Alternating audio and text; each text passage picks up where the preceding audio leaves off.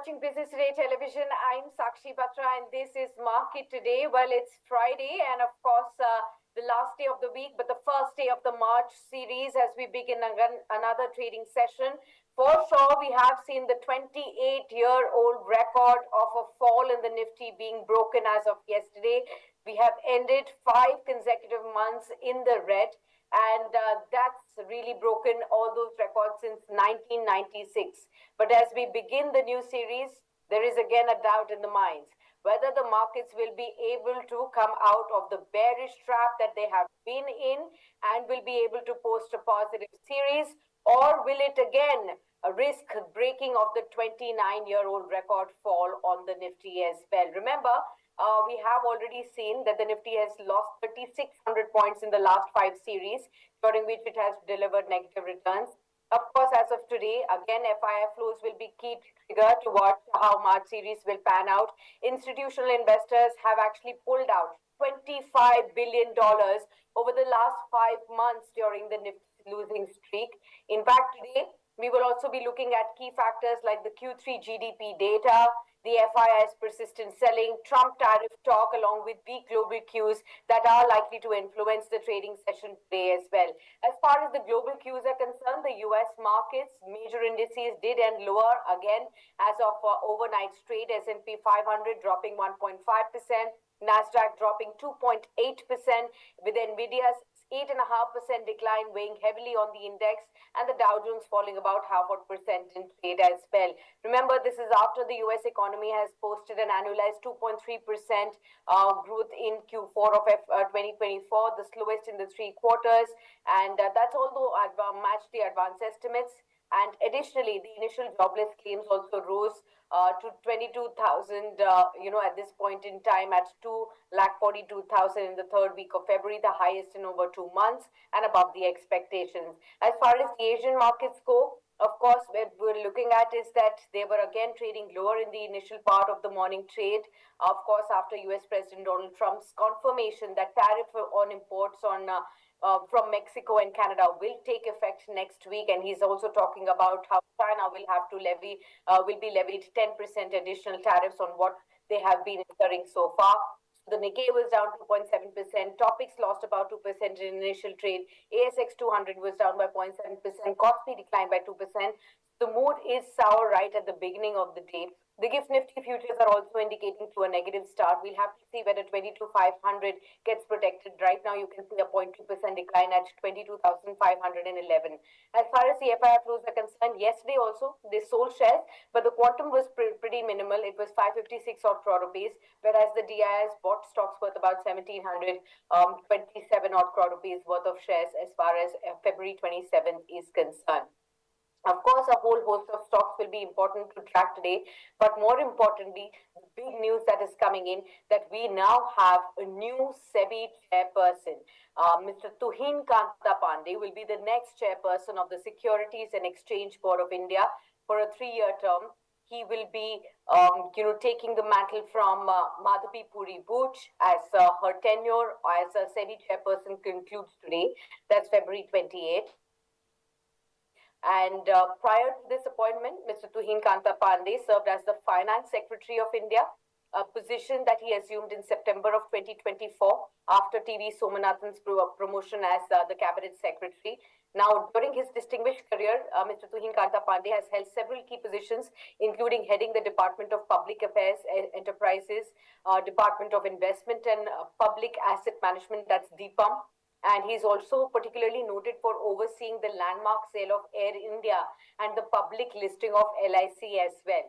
So those to his credit too. Apart from this, remember that Mr. Pandey, as a finance secretary, played a key role in advising the finance minister on policy matters, managing ministry operations, representing ministry before Public Accounts Committee of the Parliament. He was instrumental in shaping India's fiscal and economic strategies, and now as a SEBI chairperson, there are hopes that he brings in extensive experience in financial management and governance to be at the helm of the top regulatory body as well. So all of those will also be important to track as key events right here.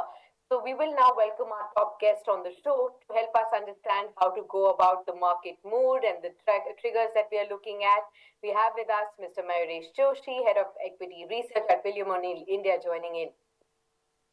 Warm welcome, Mayuresh. Good to have you with us. 5 months of pain. What's next? Morning, Sakshi. I think so. We continue with our stance. We remain cautious on the market because I think the rhetoric that is still getting played out will still get reflected by the markets, and you're seeing the after effect in terms of how Asian markets are responding at this juncture. Obviously, a slew of data points expected to come through. Specifically today, you're expecting the Japanese inflation data. You're expecting our GDP print to probably come through, and late in the night. There will be the personal consumption expenditure data that will come through as far as the US markets are concerned. However, I think with the rhetoric that Trump is probably playing at this juncture, I think the markets are coming to a juncture where they are of the belief that either this has to happen. Yeah. Okay, I think there is some kind of a disruption in what Mayuresh was saying, but clearly, as he pointed out, that he's still cautious on the market at this point in time. So one has to really wait it out to see how things pan out. Mayuresh is back with us. Yes, Mayuresh. No, so I think to cut the point short, I think what really transpires in the next few weeks is going to be very, very critical for the market because if the position probably goes on, as Trump has been rhetorically saying, I think that has an impact in terms of not just how the economies globally will probably fare, but what even happens to the US economy because I think the prices will go up, inflation will still remain very, very sticky. Interest rate cycle will probably get delayed and deferred by a huge time lag. Bond yields will probably start moving higher. And because of that, I think emerging markets as well as currencies will probably feel the brunt to a large extent. So again, I think what really transpires over the next few weeks is going to be extremely critical for it. Fair point. Well, the markets have started to take in the pre-open. It's a volatile start, 22,528 right now. It was in the green, but it has switched to the red. And now it's risking that 22,500 breaching on the lower side as well. Let's hope that that does not happen, but we'll have to see how that pans out. But Mayuresh, like you pointed out right at the beginning, that you're still cautious on the market. I wanted to just get a sense. There is this entire talk about that maybe we are entering the last end or the fag end of the market pain or the bearish trap. There could be a bottoming out soon. Where exactly do you feel, we could bottom out? We are definitely in an oversold market, but does that give us a sense that, we could bottom out soon? Because we have remained in an oversold market, overbought market for a long period of time. So, to say that, we are oversold, how long will that continue to be is something that probably you could help us understand better. So anybody's guess, Sakshi, I think that's $1 million question, right? I think, and everybody knows that the market is oversold. There is no two ways about it. The only facet that the markets will probably watch also is the earnings, and earnings have remained soft. There is no two ways about it. A large part of the expectation is that even Q4 numbers will largely remain soft. However, I think with the comb and expectations in terms of the boost that it might give to the GDP in Q4, the tax cuts which have come through, which will give a boost in the first quarter and the first half of the next financial year. I think that is providing some element of relief and respite as far as corporate earnings bottoming out is concerned. And therefore, a large part of the market expectation is that in the first half of the next financial year, corporate earnings should largely bottom out. And if you see positive traction with the tax cuts that is happening in consumption, and if investments to private capex starts coming back, the second half earnings should hold up as well. And therefore, I think that's the base case scenario that India Inc. is probably working out with. However, I think from a Q4 perspective and how earnings have played out largely for Q3, the expectation of the market is not that great as far as earnings are concerned. And therefore, I think how domestic earnings probably fare, how global cues probably are on offer as far as geopolitics is concerned, from tariffs is concerned, inflation is concerned, bond yields are concerned, is all going to play its part. And therefore, I think you have to have a very sector stroke stock specific approach in this market. You should not be very, very aggressive. I think that's the stand we've been carrying for the last few weeks. I think it's absolutely okay that if you watch the market from the sidelines, wait for stocks or sectors that come into your zone and where valuations and base structures as we see it in markets in India become a little bit more attractive, and then probably take a call onto the markets. But again, I think this year is going to be a sector stock pickers market, and you have to moderate your return expectations from the last 3 years that will be carrying into. Absolutely. Moderating expectations is something that everybody has got to understand. But looking at all the factors that you pointed out, both globally and domestically, as what would be key triggers that the market will be reacting to, I wanted to get a sense, do you have some kind of an expectation as to which trigger could the market really bank on for a trend reversal of sorts, or could it be again a combination of factors? Because so far we've not got everything working in tandem. Everything has been either neutral or negative. But what could it be that could probably the market latch onto for a trend reversal? So two aspects, actually. I think one, I think we've been harping about Trump tariffs, right? And Yeah. he's been UK Prime Minister at the White House, and he's clearly put out a statement that he's trying to work out a trade deal with them. So I'm of Hmm. the opinion, and this is very personal in my view, that he will negotiate hard with either the EU bloc, with UK separately, with India, with other countries as well, because he probably knows that if it's going to be very, very aggressive, I think everybody's going to take a hit, and that's not good for global economy. And that's not good for America as well, because they're already Yeah. sitting on a huge pile of debt. Obviously, he's doing measures through the Dodge measures that Elon Musk is doing. So that is one trigger to watch out for. That if he comes down on the negotiating table and then negotiates, which is something which is at par with what the markets probably believe and where the economists probably also believe, can be one good trigger point. The other point is again. The dollar yen trade that we speak about.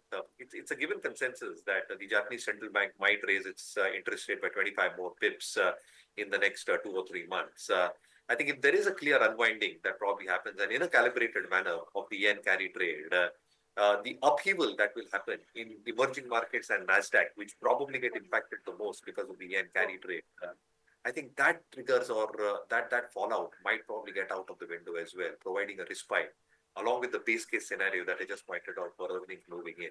So I think the next few weeks might be a little bit tough and volatile for the markets, but my own sense is that once we are through this price correction phase in the next few weeks and we go through a time correction, I think the markets will come out as we head into the first quarter or the first half of the next financial. Fair point. Okay. How about the FIS? How are you reading the trend there? The sell-off continues. As of yesterday, the quantum was pretty low. But are there any signs of FIS returning, or is that still going to be far-fetched dream? I think two aspects. Again, Sakshi, I think if you look at the US bond yield, right, it's at 4.5, 4.6. So I think the equity Yeah. risk premium for emerging markets, including India, I think that gap has narrowed. So I think that's safer off in safe haven assets denominated by dollars, where the comfort probably lies. The second aspect, again, is that the entire FPI community was banking on India in terms of the growth dynamics that India was providing compared to the rest of the world. So even if you take the first half of last financial year, you look at the growth numbers, GDP numbers, you look at corporate earnings growth, was far, far superior than any market in the world, which is Okay. clearly received. Now, once the growth starts coming back and they see those initial signs, which I'm again saying, which will be very, very evident as we hit the first quarter in the first half of the next financial year, and we see these imminent signs of growth coming back very, very strongly for the Indian markets. I think there is no choice but for them coming back because outside the US, I think the next best place market I've always believed is India on all counts, whether it's earnings, whether it's political stability, and whether there is economic reforms and regulatory aspects as well. Okay. Markets have settled in the pre-open trade, and we are actually looking at the Nifty probably opening at half odd percent lower at 22,433. So again, what we are looking at is 22,500 being at risk. More so, the Nifty Bank, which was bucking the trend as of yesterday, also seems to be indicating a negative start of about 0.6% lower, 300 points of a cut there. That was a big respite yesterday, but remains to be seen whether it continues with its momentum.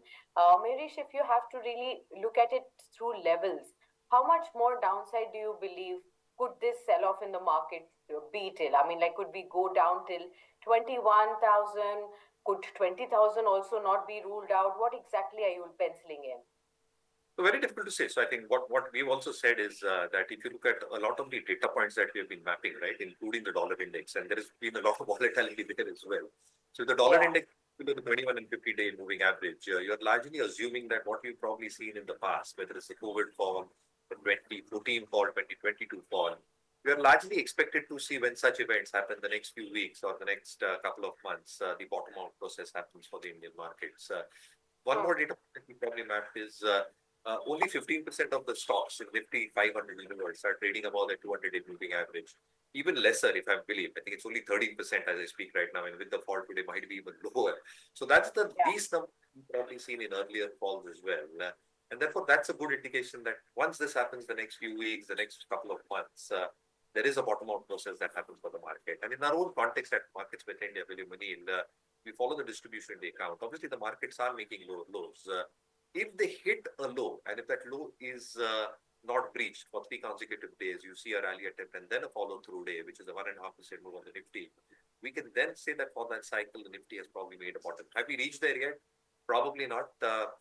What is the ideal level that the markets might bottom out? Anybody's guess, Sakshi, but I think going by data points, but what we've seen, I think the next few weeks, I think we should have a bottom in place. Whether it's 21,500, whether it's 22,000, 21,000, very difficult.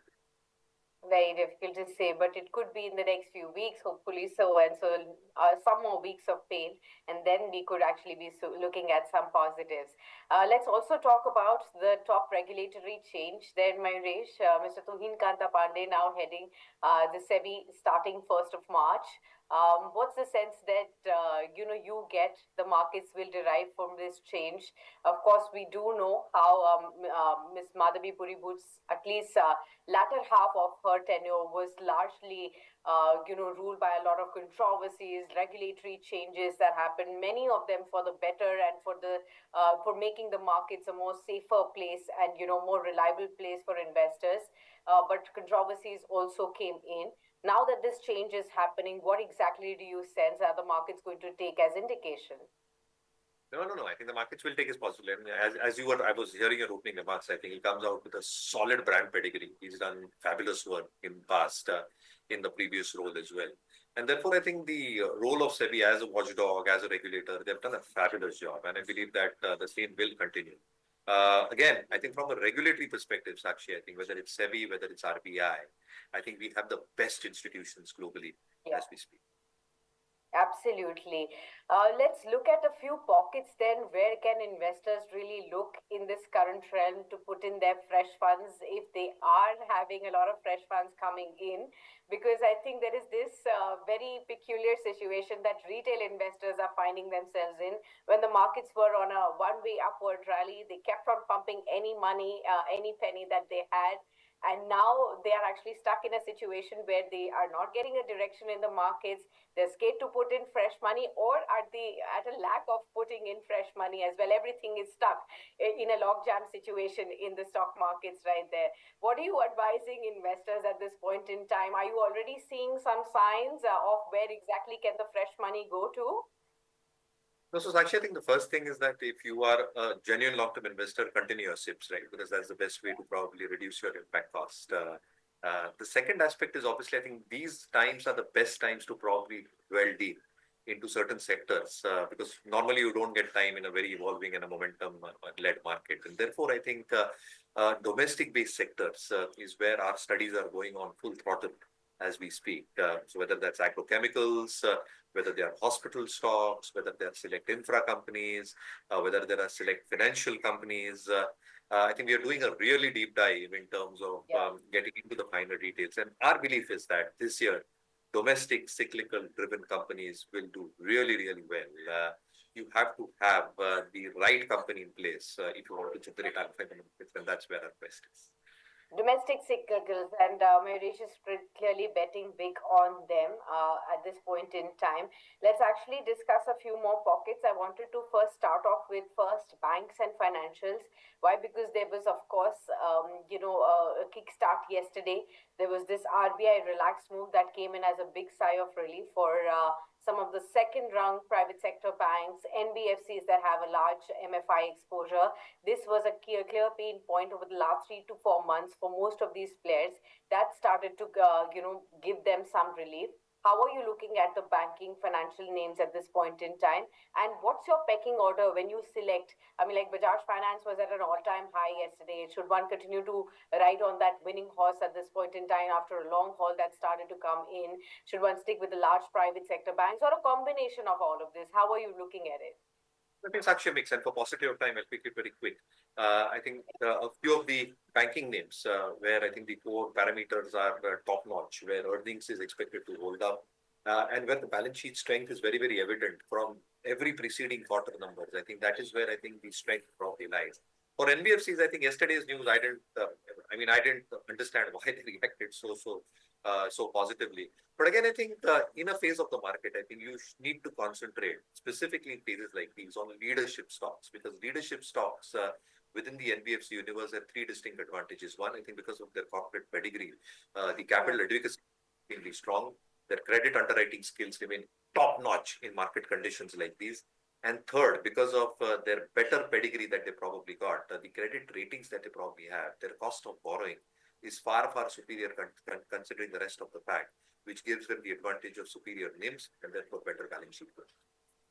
Sure, and the markets have started to tick below 22,400 now, 169 points lower in trade, 22,365. There's a 0.8% of a decline, similar decline even on the Nifty bank. So it's worse than what the pre-open trades were indicating for sure. 48,322 for the Nifty bank. That's a 420 point of a dip on both the benchmark indices at this point in time. Let's pull up some of the banking names itself to see where the pain is emerging from. Let's pull up ICICI, HDFC. Let's also look at how Axis or some of these large NBFCs like Bajaj Finance are really looking at. 0.6% of a decline for ICICI Bank at 12.15. So that's a dip. Then HDFC down by 0.5%. You'll also look at Bajaj Finance. Remember, this was the stock that pulled up the Nifty bank clearly on its own yesterday. So let's see how that one is also opening. Axis also down by 0.5%, 1.2% lower. So some of those gains are being returned in the initial trade today. 85.88 on Bajaj Finance. Bajaj Finserv down by 0.7%. Banks and financials coming under pressure. NSE declines at 1376 to 325 advances, skewed towards completely the declining side at this point in time. Apart from this, let's also look at the other heavyweight, IT sector as well. I think there's a pain that's emerging on that space too, another heavyweight space. 1.5% lower in trade as far as the Nifty IT is concerned, 38,360. So you are seeing some pain emerge on that front as well. Let's look at some of the key stocks there. Tech Mahindra is down 2%, TCS down 0.8%. So you have those heavyweights that are losing ground. Let's also look at the mid and the small caps. I think there is a further continuation of pain from yesterday that continues. Small caps down by 1.4%. The mid caps down by 1.5% as well. So broader markets also under pressure. So it's all major markets that are under pressure.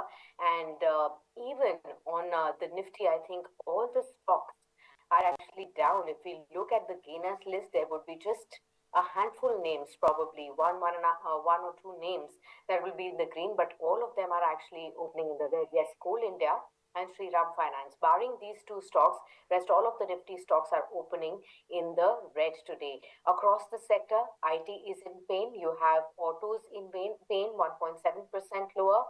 1.5% loss for consumer durables. Realty down by 1.8%. Metals down by 1.9%. PSU banks 1.5% lower in trade. Private banks almost 1% lower. Financial services almost 1% lower. Healthcare index down by 1%. So it's across the board. Painful start for the Indian stock markets today. Look at stocks, look at sectors, look at the Nifty stocks, or look at the broader markets. It's a painful start to look at this point in time. Let's get back to Mayuresh. Mayuresh, a painful start to the March series. Historically, I don't think March has actually given a clear direction. At least in the last 4 or 5 years, it's been mixed in terms of the performance in the series, and we're coming with a heavy, load of 5 months of pain. What's the sense that you're getting? I think, again, Sakshi, I think if you look at the broader markets, right, I think a large part of the pain now, in my belief, in the price, because you've seen certain stocks correct 50, 60, 70 odd % from their all-time highs or 52-week highs, however you want to put it. So I think a large part of the pain is now getting gestated as far as the broader markets are concerned. The second element again is in terms of the de-rating that is probably happening. Because if earnings are expected to come off, you cannot have sustained valuations happening for sectors where the overall macro picture in terms of GDP numbers expected to come off, and therefore micro numbers might also start coming off. So the de-rating that you're probably seeing has largely happened for a broad pool of markets. For certain sectors, it might be a little bit more evident as we head into Q4.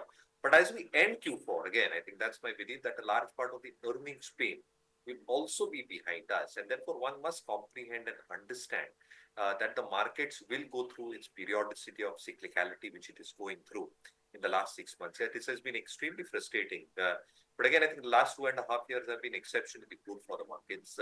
We had been clear outperformers. Our valuations were clearly ahead of our peers as well. And therefore, I think the de-rating is something which is in line with what the earnings are probably throwing up. But as they show signs of improvement, which is again what I'm trying to say time and again, you will see some element of respite coming back. Markets assuming certain base factors as we head into the first half of the next financial year.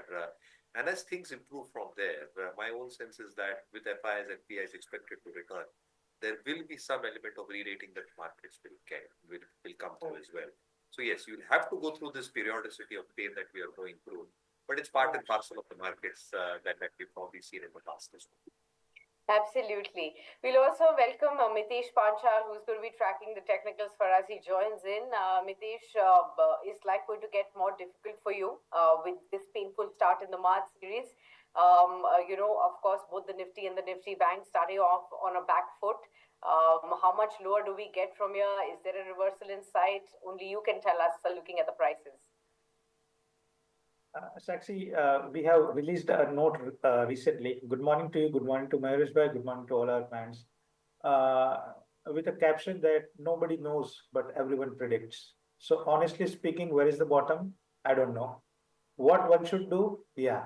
What is the most important thing in current market scenario is how effectively you deploy your capital is where the whole game is. So the question is not the selection of the stock. The question is how strongly and effectively you deploy the capital. Because if you deploy a poor capital to a good stock, you'll not be able to make money.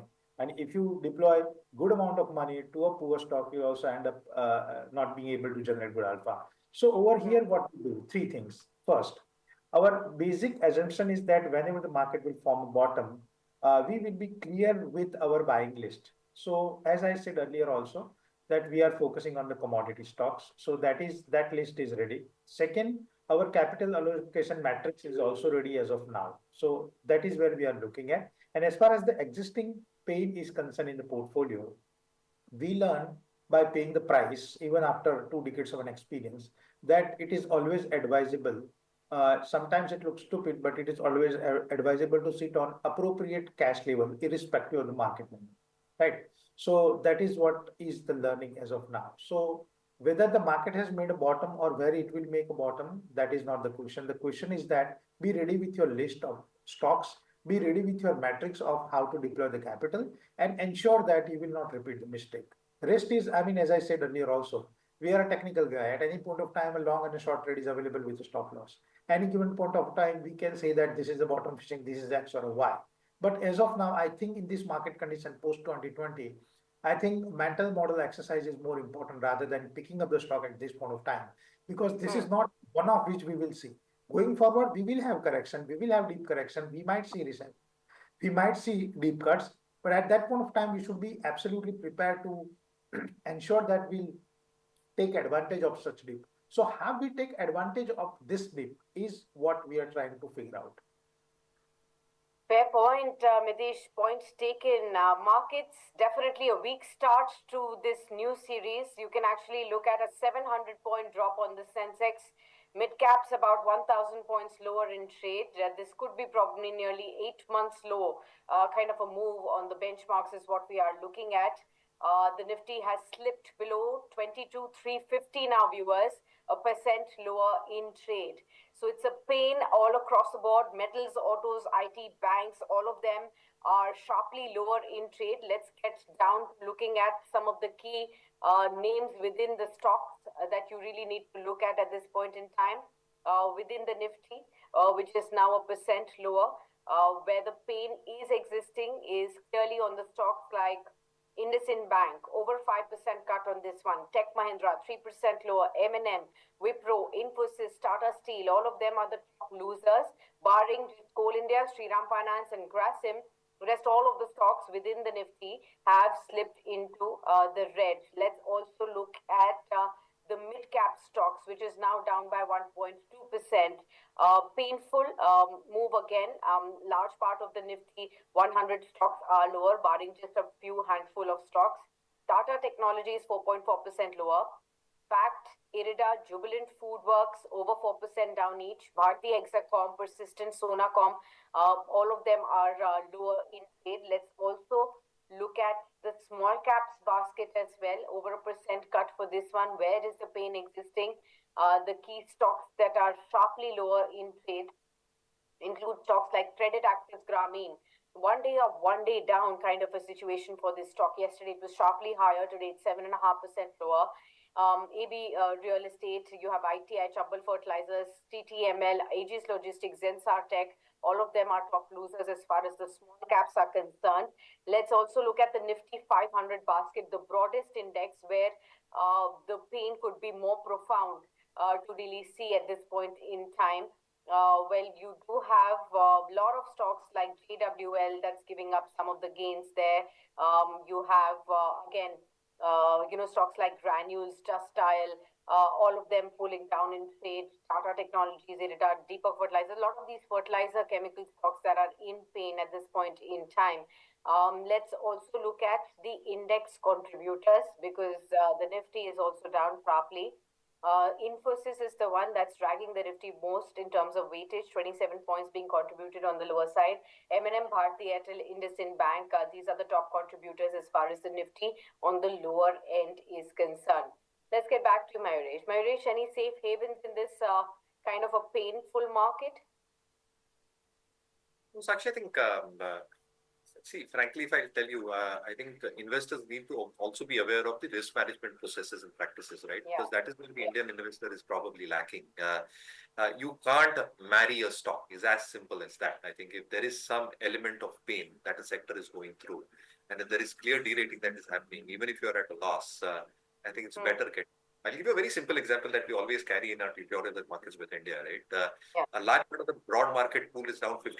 Now, if you have held on to these stocks need to make a full 100% reversal just to get to your break even. So that is how difficult these markets are doing. So what is the best way out? You tell us, expand that a little bit. All those viewers of ours, they keep on asking us these days on our daily calls show, which is a caller show that comes in at 12 p.m. Every day I get a lot of calls saying that, okay, I'm stuck at this position at a higher level. Do I average right now or should I wait? So everybody is wanting to average down their positions. Is that the right approach? Maybe be it for railway stocks, for defense stocks, or for PSU stocks where the maximum pain is. Do you think averaging out strategy will work, or do you think one really needs to take, bite the bullet, like you're saying at this point in time, and maybe revise the strategies that will work better in this kind of a setup? So again, Sakshi, I think being very earnest and honest about this, right? If you are holding on to some positions where you're seeing the estimates for that sector not expected to do well, don't expect magical returns happening for that sector itself. Second, I think if certain stocks within those sectors have been at an overpriced situation, overvalued, late stage basis as we see, and they are correcting, but the fundamentals still stick around with that stock, right? It then makes it makes sense for you to have patience in terms of holding. Now, whether it takes a few months, a few quarters, I think it really depends on market conditions. But if both these conditions put together are not working in favor, that if the sector is expected to underperform and two, the stocks within those sectors are clearly lagging for some reason or the other in terms of its financial performance or otherwise, it's better to bite the bullet, I think. And therefore, I think having a very strict rule-based approach in the market always works wonders. in terms of your long-term returns. Fair point. Viewers, you'll notice that we are not incrementally talking about stocks at this point in time. Just like how Mayuresh and Mitesh both pointed out, it's going to be extremely important with your strategies. We are just going to be giving you a broader sense of how your strategies should shift in this market as well. Many thanks, Mayuresh, for being with us in the morning edition, helping us sift through all the triggers globally, locally, the trends that may shape up. Of course, few more weeks of pain, and one really needs to solidify their position in case one has a long-term vision to get the better side of the market once the pain also reverses. Thank you so much. Always a pleasure to speak to you, Mary. Thank you, Sakshi. Just a final point to all the investors and viewers who are listening, right? Be calm, have patience. I think have trust and faith, right? You've seen good phases of the markets. There will be bear phases and bad phases in the market as well, and this is part of the market cycle. So don't get overwhelmed in what the market is probably throwing at you right now. Have faith, have patience. India still remains the best story of the next 10 years. That's a perfect way to end the conversation with you, Mayuresh. We will continue to remember those words, and I hope all the viewers also have that long-term faith. Thank you so much, Mayuresh, for being with us. Well, Mitesh to our rescue then. Even in this difficult market, like I said, the most difficult job is for Mitesh to sift out stock-specific action that one can still look at in this market, either on the long or the short side. So Mitesh, we'll start looking at some of the stocks with you today. Tell us first anything in the broader markets that catches your attention, either on the long side or the short side. That's where the maximum pain is. That's where most of the retail investors are stuck. How do you think investors can actually go afresh with the mid and the small cap spaces? Okay. So now, as Mayuresh Bhai has pointed out two things categorically. First is that as of now, if the stock is down by 50%, it has to go up by close to 100% to make sure we do it, right? And second thing, as far as risk management is concerned, we all feel that we are a Warren Buffett from 2000 to 2014 till November and September, October it has started, and now we think that now we need some sort of a correction. So first thing is that what you should do with your existing portfolio. Wait for the market to settle. That is the first message. Once the dust settles, then only take the call whether to average it out or not. First thing. Second thing, as far as the new allocation of capital is concerned, make sure now you work with a strict stop loss. If you don't work with a strict stop loss, nothing is going to happen. So the biggest learning lesson of looking at your bleeding portfolio is that if I could have closed my position at 20 or 30%, then I have at least 70% cash in my hand. That has not happened, no problem. This is not the end of the story.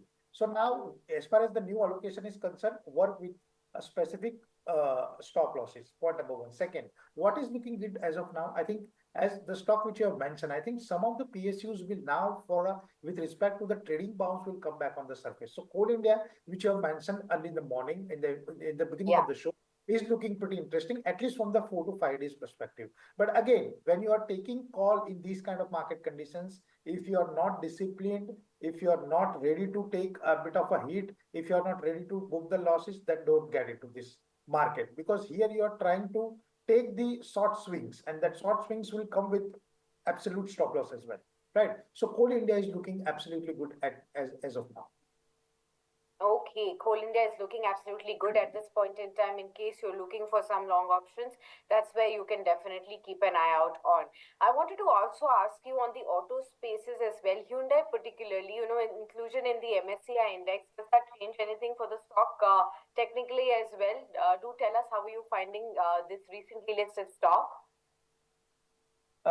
See, Hyundai Motor, right from the IPO days, this is not the favorite counter as far as the delivery-based trades are concerned, as far as the intraday trades are concerned. And as you know, it's a recently listed IPO, so we don't have too much of a history to comment on. But I mean, the most boring things will bring about the most excited returns. So yes, going forward, Hyundai Motors can be proved as one of a good wealth creator looking at the current market condition. So with a strict stop loss of 1680, 1680, one can go long at the current level for the next 1 to 3 months, wherein on the upside, one can expect 1850, 1900 kind of a return. Okay, fair point. Let's actually look at a few more stocks important to look at right now. Of course, the top top Nifty drags are Infosys, M&M, Bharti, Airtel. Trent is lower in trade as well. But let's also look at where actually can we look at some momentum. Maruti, Tata Motors, all of them are dragging. We were talking about this auto space that seems to be in a deep lower zone. So autos, metals, IT, banks, these are the pain points apart from the mid and the small caps at this point in time. But let's look at where the brokerage houses had some views to come in. Morgan Stanley has an outperform rating on Jubilant Foods. They had a target of 781. We could probably look at discussing that one. Then apart from that, we also have Coforge as one of the key stocks where brokerage houses are still positive on. So let's also look at that. That's a high conviction pick also for brokerage houses, 10,100 odd levels coming in. This is Jeffries, betting big on the consistent revenue growth and the outperformance likely to continue. Apart from this, Crompton Greaves is something that Jeffries has a buy on and a target price of 480. In their analyst meets, they believe that Crompton management has discussed new launches, innovation ahead of summer, especially in the fans vertical, premium fans growing at 2.5 times of the non-premium, and the vertical is now about 25% premium versus 15%, 5 years ago. So that's continuously growing. Those are some of the key stocks that are on the top of brokerage houses radar. Even Thermax is on the top of radar of UBS. They have initiated a buy there, a target price of 4,100. They believe it's a diversified sustainable energy solutions provider, and they have also forecast 25% earnings CAGR between FY24 to FY27. Capital allocation, although, will be key to monitor for this one. So these are some of the stocks that are looking positive as far as the brokerage houses are concerned. On OMCs, the oil marketing companies also, there is a UBS report. They believe crude is in the mid of $70, and that indicates healthy integrated margins. But high crude premiums and narrow light heavy spreads are likely to impact profitability. And they also believe LPG is under recovery that continues. HPCL, they believe, is more levered to potential government's grant. So they maintain a buy on BPCL, HPCL, and IOC as well. So that's how some of the brokerage houses reports are coming in. Mitesh, anything on top of brokerage houses radar that you also believe technically is in the better zone right now? Yes, I think Sakshi, the entire oil and gas is looking pretty interesting, the way by which crude is panning out right now. So I think within that, technically, what is looking promising to us are two stocks. First is IOC. If you look at the chart pattern of IOC on a quarterly basis, stock is now trading at around 116, 114 in between.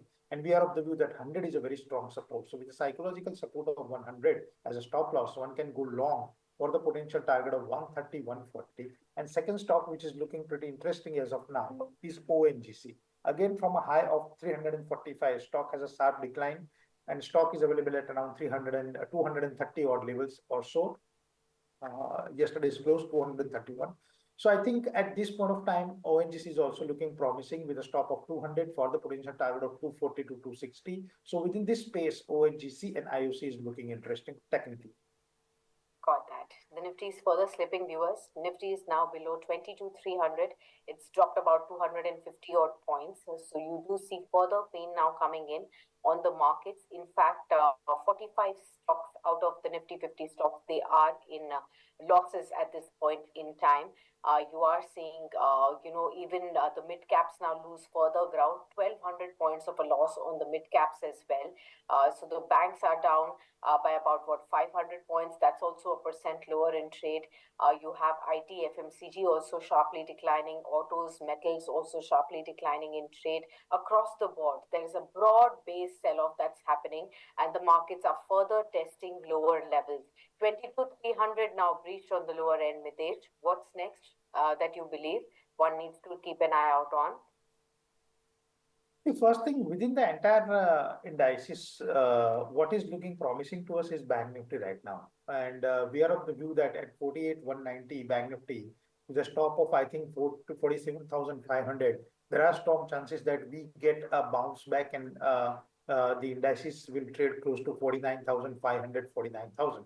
So I think as of now, if we have to take a trade with respect to the indices, I think what is looking promising to us is the bank. Okay, banks. And within banks, do you have any preferences there? Mitesh, if I have to ask you between the private sector banks particularly, what's your pecking order? Top two, three stocks? See, within the private sector bank, I think IndusInd Bank is one bank which one should look at.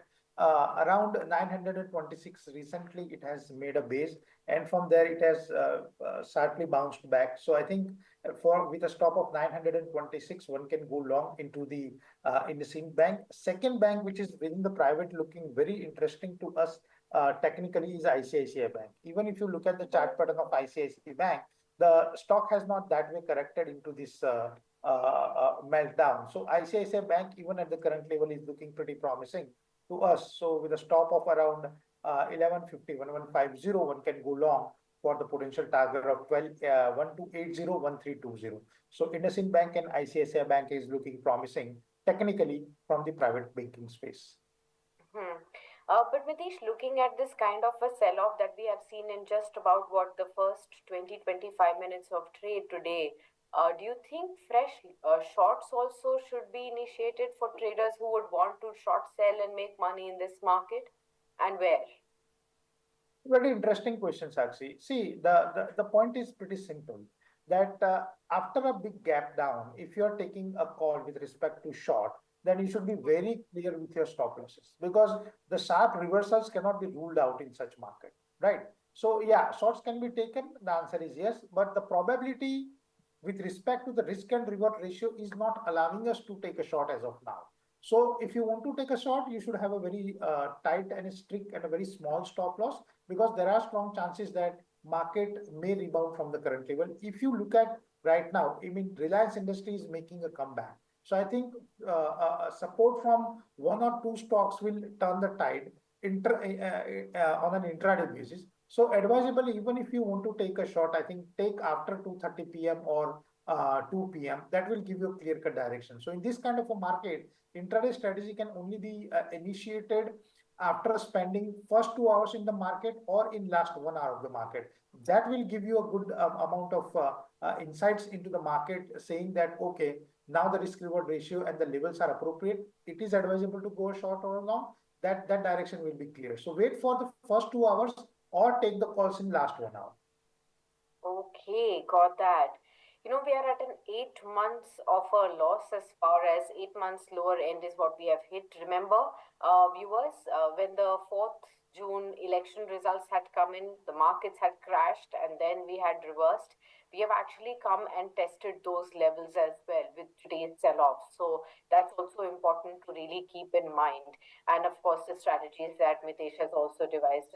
Videsh, we'll try and understand a few sectoral views now with you. You talked about banks. Let's discuss IT, which is the other heavyweight. What's your approach here? In the last few odd weeks or days, if I may say so, a lot of sentiment is changing towards IT space. They believe this space is probably more at risk in the current market, be it the large caps or the mid caps, which have been better performers. What is your approach on IT space right now? Okay. So I think as far as IT is concerned, our view is very clear. One should stick with the large cap, and we are completely having a contrarian view as far as the IT sector is concerned. We are of the view that among the large cap, the first sector or the stocks which will take a U-turn or a reversal is the IT stocks.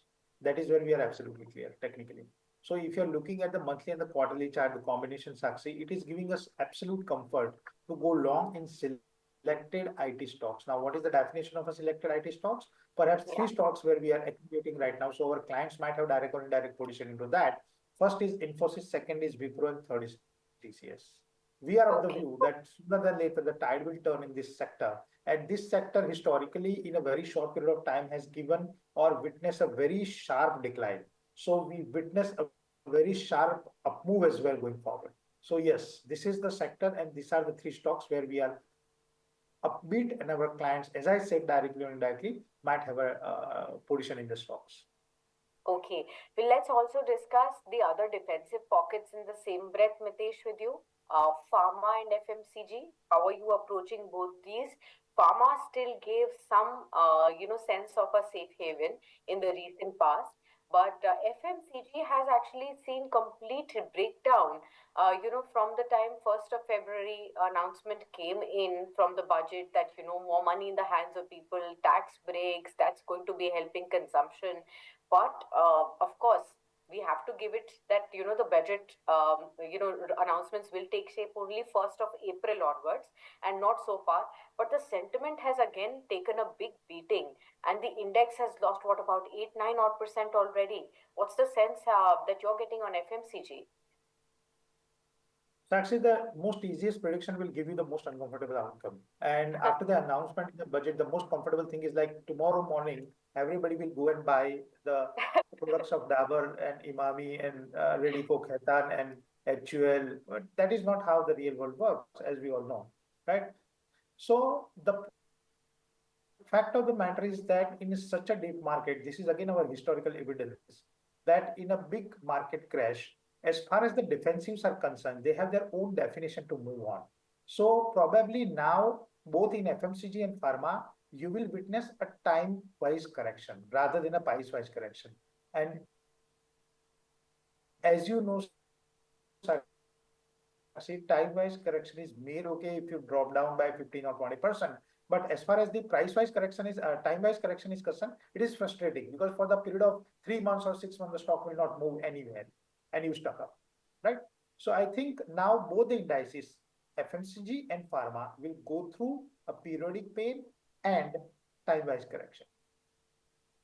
Okay, got that. There could be a time-wise correction which is more painful in these pockets, so one has to be really, really cautious and be patient in case one is long on these stories for the absolute long term at this point in time. Okay, we'll try and now sum up whatever we have discussed so far with both Mayuresh and Mitesh.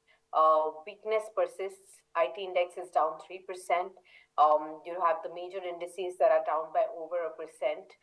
Nifty, Nifty Bank, mid and the small caps, maybe even 2.5% of losses there. We are testing crucial levels.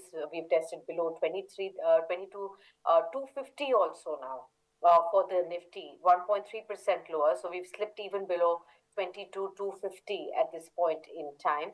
47 stocks of the Nifty are in the red. Broader markets in sharper pain, deeper pain at this point in time. 1,200 points of a loss on the Nifty. Mid-cap index as well. 8 months, we are at the lower end of 8 months as far as the Nifty is concerned. Mitesh, towards the end, what is it? Of course, you have broken down the key strategies in this kind of a painful market that investors should have. Probably not every day is a day to trade. Not every day is where you should be aggressive in your positions. What exactly would you want to tell the retail investors who may be just at the brink of losing confidence in this kind of a market? Okay, so the first and foremost thing is that majority of the investors have witnessed such a sharp fall for the first time. Yes. And believe me, if you're looking at this fall as a first time, this is a learning lesson for you. So I would like to repeat the same statement which Mayuresh sir has said, wait patiently. You can't, anyway, you can't do anything, Sakshi. If your portfolio is bleeding by 20, 30%, anyway, you can't do anything except to pump in more cash, which people don't have right now.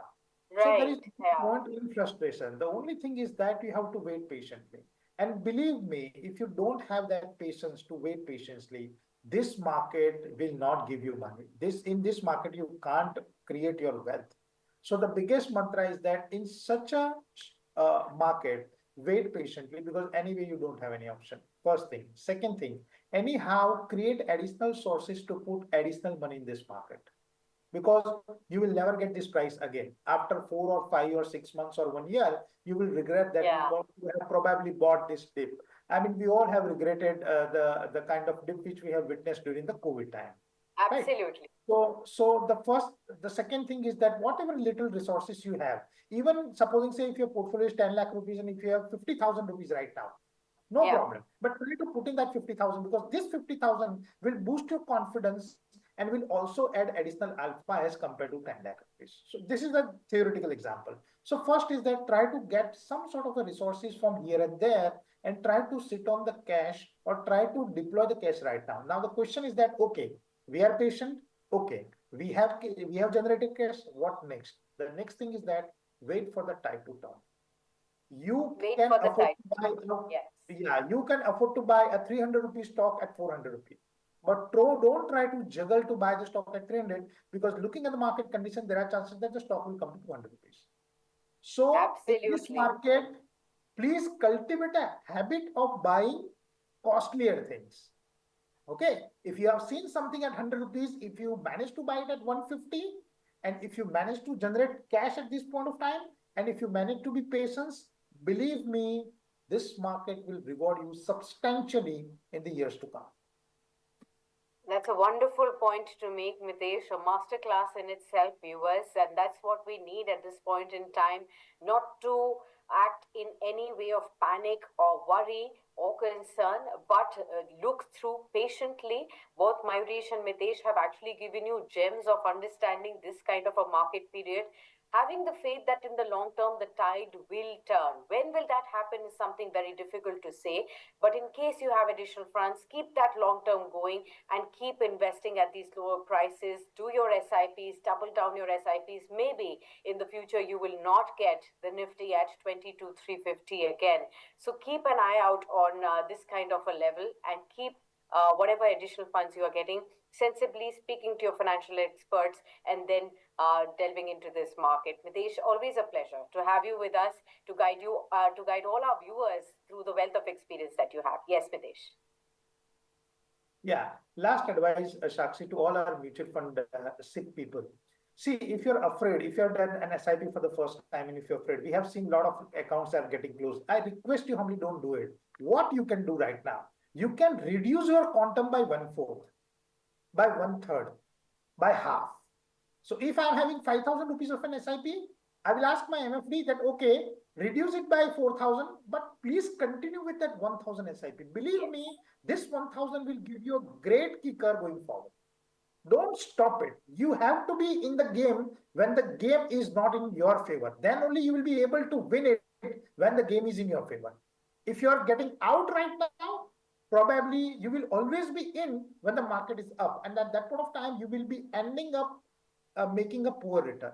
So requesting you to 1/10 of your SIP is okay, half of your SIP is okay, 1/3 of your SIP is also okay, but closing down is not okay.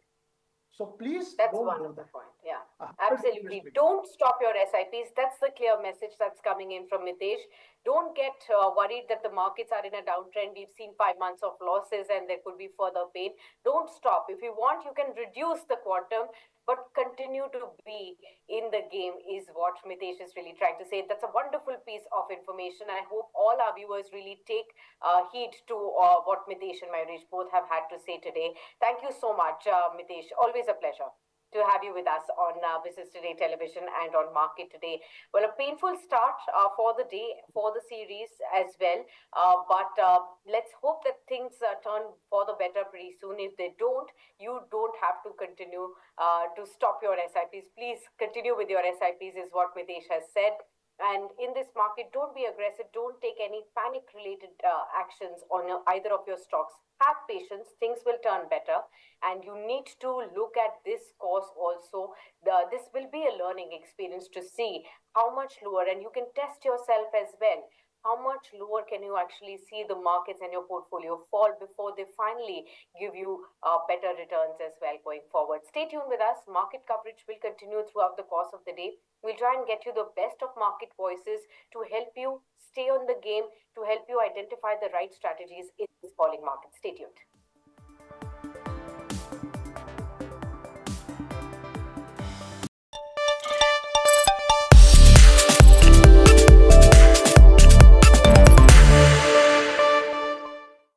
Hello and welcome to Business Today Television. I'm Siddharth Zarabi and you're watching Easynomics.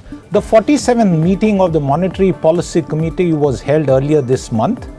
That meeting saw Professor Jayant R. Verma, an external member of this very important panel, vote for a 25 basis points rate cut and a change in the stance to neutral.